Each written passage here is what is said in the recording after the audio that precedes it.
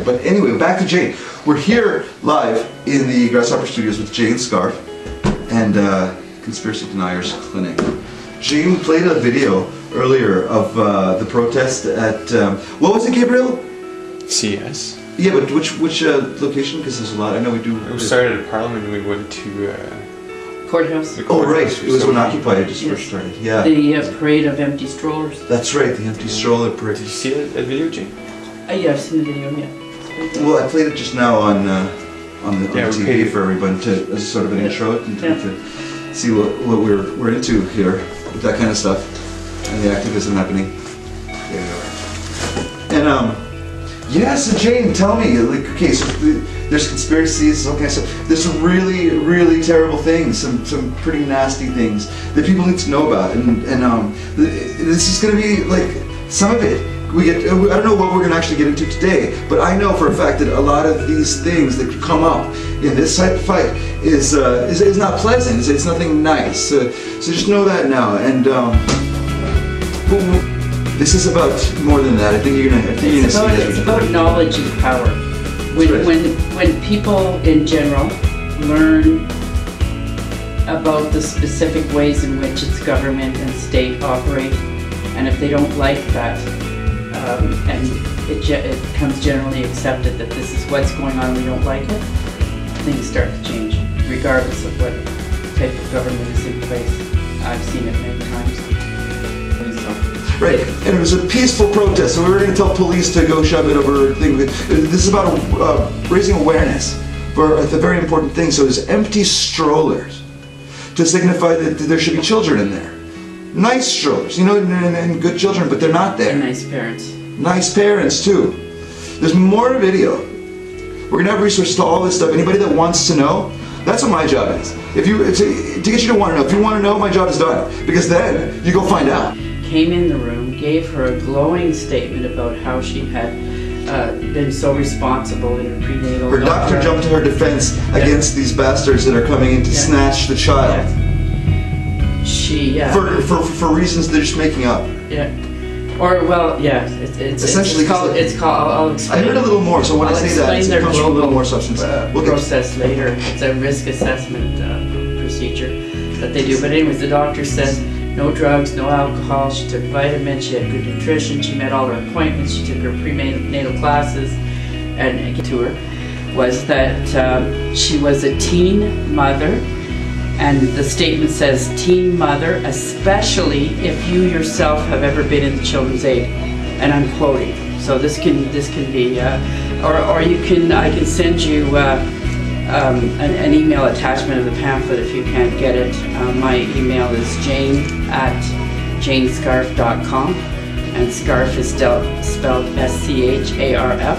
So just to address that, to demonstrate. Tiny. Yeah. Sophie is a tiny, petite little lady. Yeah. But you know, obviously, and I know her inside out at this point, and she is not violent. And she, if anything, she could teach anger management because they've provoked her in a multitude of ways. There. Oh, sorry, you're not in there. Okay. There. You can back up. I turned up the mic a bit. We have 17 viewers right now.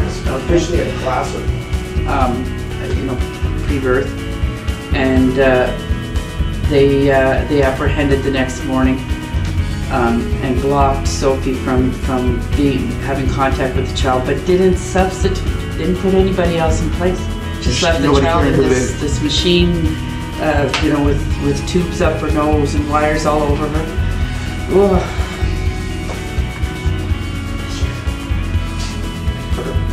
And they went in, and Chio said, no, we've called CAS tonight. CAS says no, there can't be any contact by Sophie with the child. And CAS is a private corporation. What are they doing having authority higher than the police? That's it. And but police, they don't, actually. Police came out very disgruntled. But that's how they're behaving. Tail between their legs, apologetic. But they have the authority to carry out their duty, but they didn't. No. Well, I don't know that they do, because if that's the other point. It was supposed to be on the top of my list. Let's get to the bottom of this. See, Children's Aid have policing power themselves, and it's actually unfettered policing power. Well, locusts. Cloud of locusts. Right now, we're grasshoppers. Yeah. We're like little brother. We got the camera, we're watching Big Brother 2 with all your shit. We got our eye on you. On a variety of topics, children's aid is one, but there's the 9/11.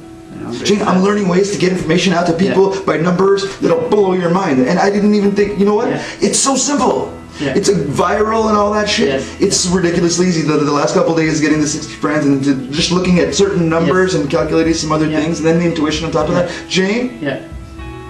Yeah, Mike Harris, one of the former premiers of Ontario. I see, okay. Yeah. And we don't know if there's any money, any additional money changing hands, but we do know that on average it's about $100,000 to $150,000 changes hands. She said we know. In a private adoption, but we don't know if any of that money goes to children's aid. We don't.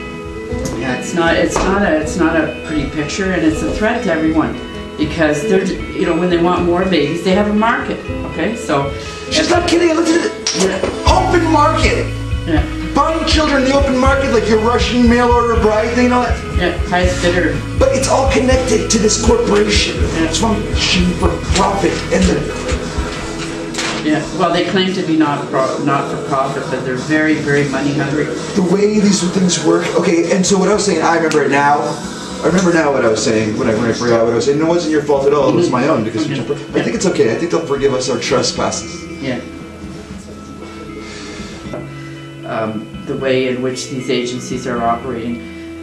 Most other provinces, and I think it's BC, I'm pretty sure it's BC that has the private agency, but the ombudsman there still has oversight. Ontario is the only province that has no ombudsman oversight. They have absolutely no oversight of what they do, and boy, that's like a level of checks and balances that's missing in Ontario. And the courts kowtow to them. Absolutely kowtow to them. That's another whole show that I want to go into, but I would want to bring proof with me. Right. And show you. I have tapes and... Don't be afraid of it. By the way, don't anyone out there be afraid of the word conspiracy and using it in conversations with people that, you know, out there. Because you know everybody that's programmed and conditioned, conspiracy, conspiracy. No, I don't deal with those things. I don't talk about those things. I was the way they think you're... Look, conspiracies are real. Don't use the word theory. Not if you're taking anything away from this little spot in time and space here, the Conspiracy Deniers Clinic at Grasshopper Media, with me, Zack. Is this thing on?